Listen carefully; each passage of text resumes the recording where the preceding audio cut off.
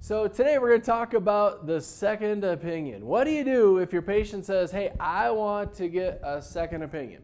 Because it's something we run into, maybe not so much with smaller cases, but with our bigger cases. And how can you handle that in a fashion that does not kill the opportunity? So what happens when we have a patient come into us, let's say we're doing a big case, $10,000, $15,000, $20,000 case, maybe even a $5,000 one, and the patient comes up to us and says, hey, I want to get a second opinion. How do we typically handle that?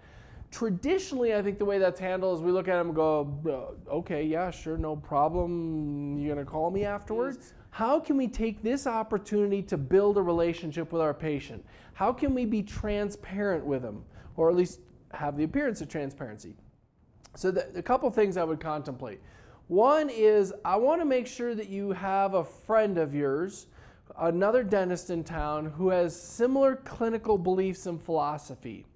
And have had a meeting with this person, and you'll see why in a second. But so then what I want you to do is when the patient says, hey, I'm thinking about a second opinion, you can go, no problem. I totally understand that. You know, if I were in your shoes and I was looking at a $20,000 investment, I would probably want a second opinion too. Right? So what I would suggest is first validate their feelings. Hey, you know, I don't blame you at all. I understand that totally. It's natural, you know, that's fine. No problem at all. You're not going to offend me by asking for a second opinion. Can I make a suggestion to you though? And of course they're going to say, yeah, sure. What is it? Well, I want to make sure that if you're going for a second opinion, you go to someone who's like-minded like us. Someone who's going to offer you similar quality to what we do. Because if you go back to the old office you were at before and you ask them for a second opinion, it's going to dramatically vary because they're not anywhere near the level of service that you now have come to expect and deserve. I think if we set it up to where, hey, let me give you the name or two of some other people who are very similar. And if you want, I'll even send your chart, your x-rays over to them so they don't need to duplicate all this. And you know, get a second opinion. It's no problem at all. I mean, it's your right. I think if you do this, first off, one, being this transparent is going to add massive amounts of trust and credibility. And now all of a sudden, guess what you've done? You've set yourself up for success. Because if they love you, they're going to go over there, they're going to get the second opinion. It's going to be in the ballpark of what you already suggested. And what do they probably come back and do? Go to you. I mean, the other guy's got a shot at it, of course, but the reality is, who was the vulnerable one who said, hey, I understand. Why don't you do this? And then how about I call you? You know, in fact, I'll even call and schedule the appointment for you right now. And then we'll call you the day after and see if you have any more questions.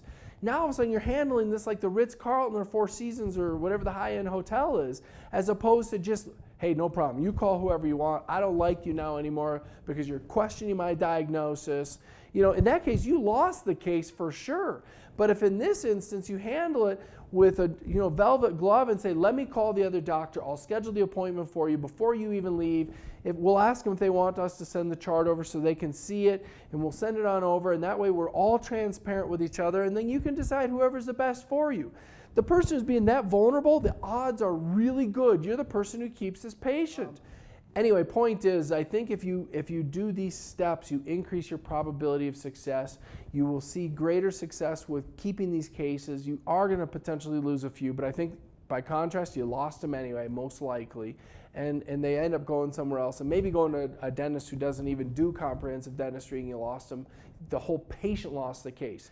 I would love to have an office who tracks us for a month or two and get me back the stats and let me know if I'm crazy or not. Maybe I'm wrong. I'll be vulnerable. Maybe I'm wrong and I'm a complete fool. I don't know. I don't think so, though. I think there's pretty good odds that this works out. That's all for the show today on Second Opinions. Look forward to seeing you next week, 8 o'clock Mountain, 10 a.m. on the East Coast. Until then, have a wonderful week. We'll talk to you later.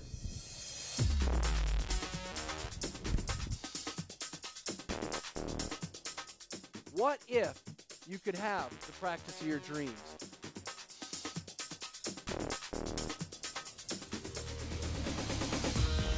What's holding you back?